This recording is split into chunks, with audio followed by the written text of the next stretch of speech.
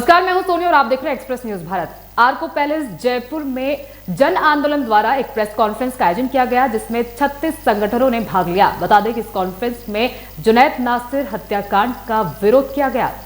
Press conference में कहा गया है कि फिरोजपुर झिरका पुलिस ने अपनी जिम्मेदारी को नहीं निभाया। यदि पुलिस अपनी जिम्मेदारी निभाती और लापरवाही न करती तो इतना बड़ा हादसा बच सकता था। वहीं जन आंदोलन ने मांग की है कि मुख्य आरोपी मोनू मानेसर समेत सभी आरोपी को तुरंत गिरफ्तार किया जाए तथा इसके लिए स्पेशल टास्क फोर्स गठित की जाए। इस संबंध में हरियाणा सरकार को बात कर हरियाणा पुलिस का सहयोग भी लिया जाए। साथ ही मृतक के परिजनों के साथ किसी तरह का भेदभाव न किया जाए और 51 लाख का मुआवजा दिया जाए।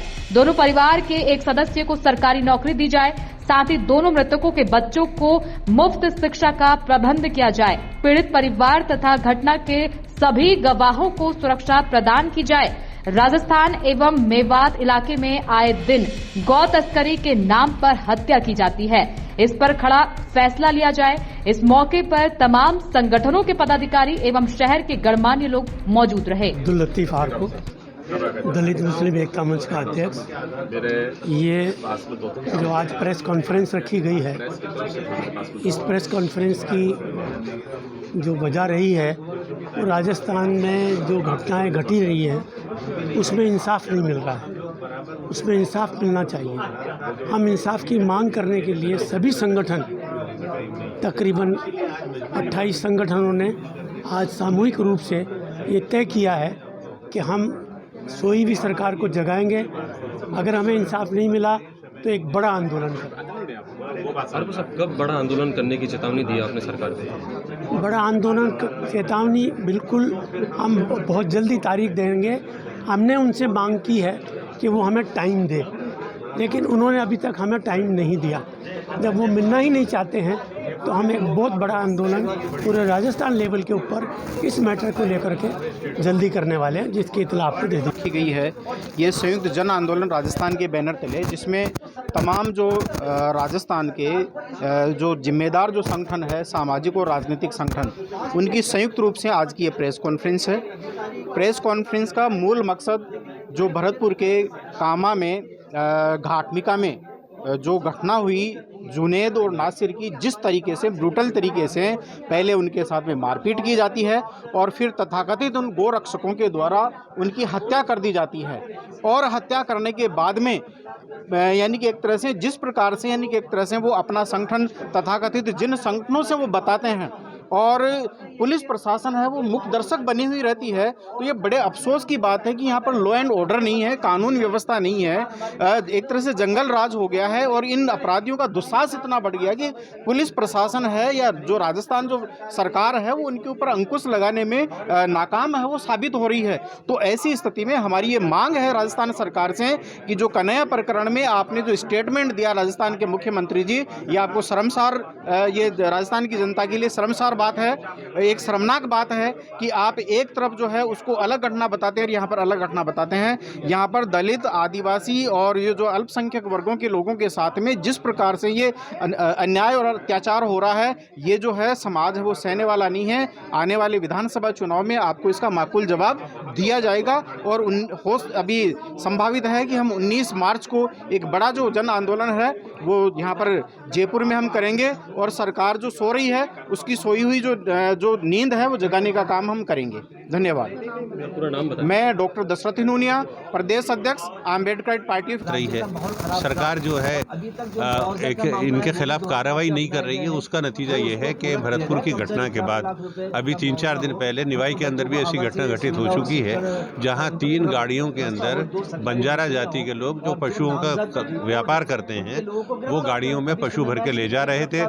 उनके कहने के अनुसार बजरंग दल के कार्यकर्ताओं ने उनकी गाड़ियों को रोका, उनके साथ मारपीट की और फिर उन्होंने, सरकार ने, पुलिस ने सहयोग करते हुए उनके पशुओं को ले जा करके आशाराम, जो खुद एक मुजरिम है, उसके नाम से जो गौशाला चल रही है, वो जानवर उस गौशाला के अंदर पहुंचा दिए। और जो जिन लोगों के पशु थे, उन्होंने, जिन लोगों ने मारपीट की थी, उनके खिलाफ नामजद रिपोर्ट दर्ज कराई है। उनके खिलाफ अभी तक कोई कार्रवाई नहीं हुई है।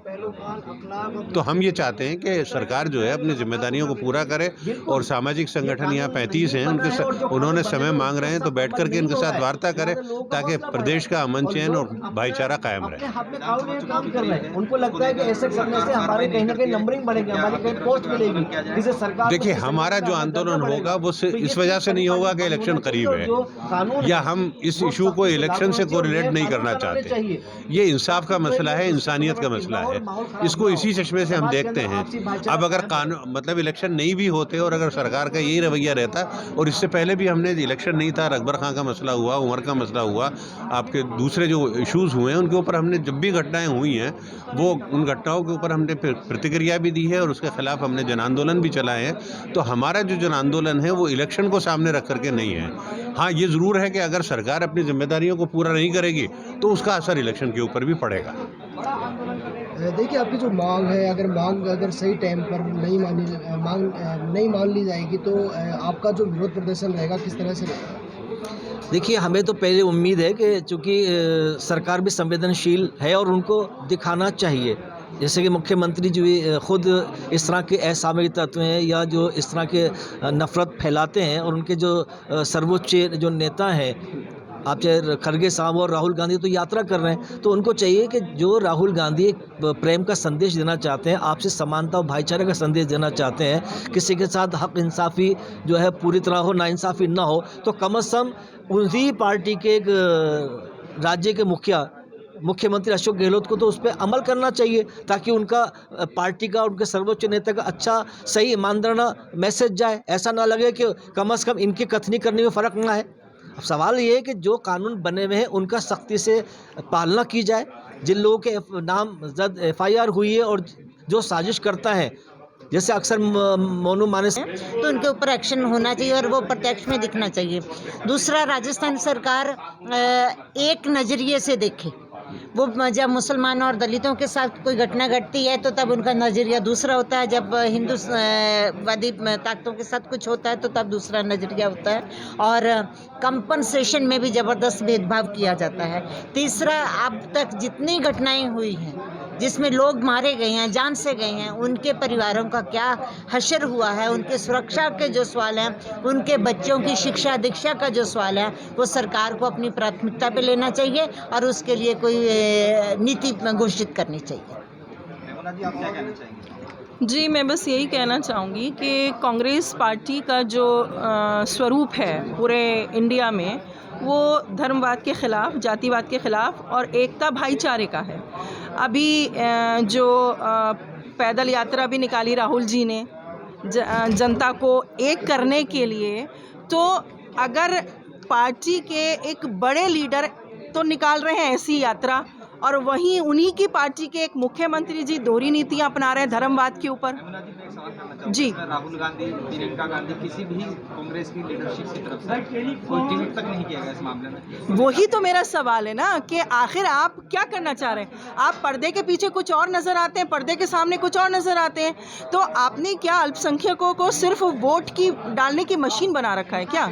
लेकिन हम भी इंसान हैं, हम भी शऊर अक्ल रखते हैं, हम ऐसे ही तो आप वोट नहीं देंगे। अगर आपने इंसाफ नहीं किया तो इसका असर 100% चुनाव पर पड़ेगा। देखिए, अल्पसंख्यक 90% तक का वोट देता है, बिल्कुल देता है, लेकिन इस तरीके से अगर सुनवाई नहीं होती, आपका जो विरोध प्रदर्शन रहेगा किस तरह से रहेगा? हम सड़कों पर उतरेंगे, हम कोई पब्लिक प्रॉपर्टी का नुकसान नहीं करेंगे, सरकारी नुकसान नहीं करेंगे।